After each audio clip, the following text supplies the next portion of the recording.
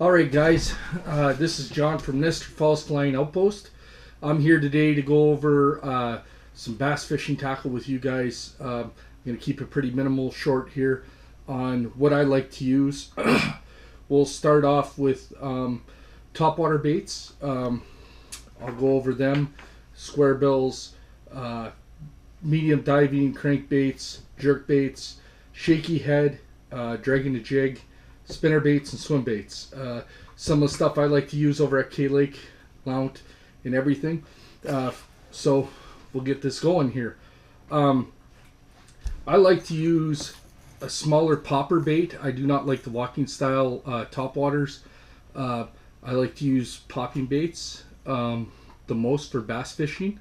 And I like to keep my colors pretty much minimal, as more natural as possible. Lighter whites, clear see-through minnow style colors, and I throw them on monofilament line, between 10 pound and 10 to 15 pound mono. It holds the bait up a lot better, gives it a better walking action. All right, these are my more minnow style colors I like to go with. And then if I want to go to Lount to more match forage, this is a perch style colored bait. Now we'll go to crankbaits, square bills, and there's two square bills I like to throw. This is to start off in the springtime, May to about the end of June. Especially on K-Lake, it's cooler body of water, so I like to throw a flat-sided square bill crankbait. The wobble's a lot tighter, and it puts off more noise for the fish to hunt that bait. And then as the water warms at K-Lake, there's a lot of structure in the water, so as it warms, then I'll go to a fatter style square bill crankbait, which hunts a little bit more. It's got more of a wider hunt action than everything else. And that I'll throw on 10 pound fluorocarbon line. Fluorocarbon picks up water and lets the bait sink more and gives it a better natural color hunt. And then when the bass start to get a little deeper, I go with a deeper diving crankbait. This is more like your wiggle wart style bait. I like to go with crayfish color. If you notice when you catch them and they start spitting up crayfish, I'll go with the natural crayfish color. This one dives about 5 to 9 feet depending on the line you have. And then if they're hunting minnows, then I go to more of a natural color crankbait, which does the same thing as the other one, and it's really good in cold water, warm water, doesn't really matter. And then we'll go on to jerk baits, and these two are the same jerk baits, but you notice the bill on this one's a lot bigger than the other one. This is a shallower diving jerk bait. This gets more into your 5 to 7 foot. This will get to your 7 to 14 foot depending on the line you have. And I fish all fluorocarbon line, 10 to 12 pound fluorocarbon with these. And they both work really good. They got a nice hunt action. You know, rip, pause. Usually on the pause, the bass will take these. And there's a couple different styles. These are more your long, slender style. They got a good hunting action. Then you go into the fatter style body ones, which have the same hunt action, just displaces a little bit more water depending on the time of year. Usually in the spring I like to go with the thinner style one, and then later into the year you can throw these all year round. The fatter body ones I usually use when it gets to warm, from June, end of June to all the way to September. I throw the fatter style bodies. And now we'll get into some stuff that I like to work deep, drag on bottom and everything. So I have one rigged up and one not rigged up here.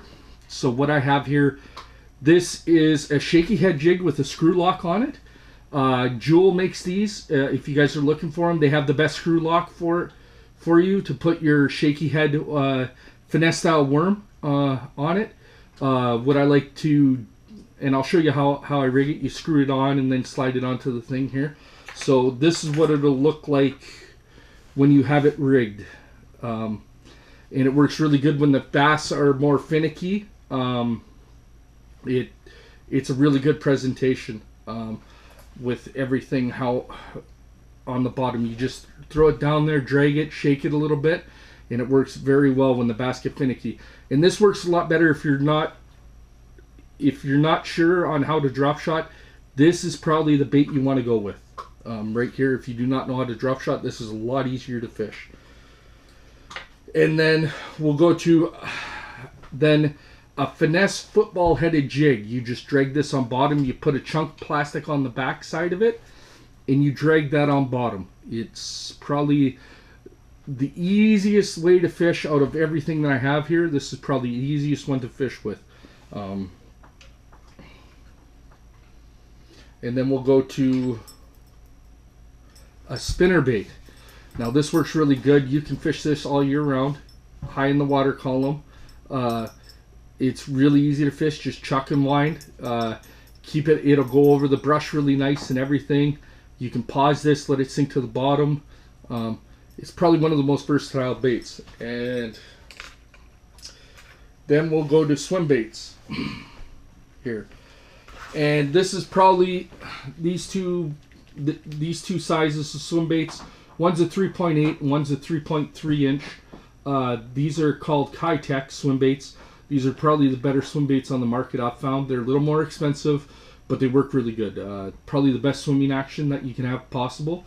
And I rigged them on a swim jig hook. And these are the two brand swim jig hooks I like to use. This is a J. Will swim bait head, made by Buckeye, and then a Strike King Squadron head.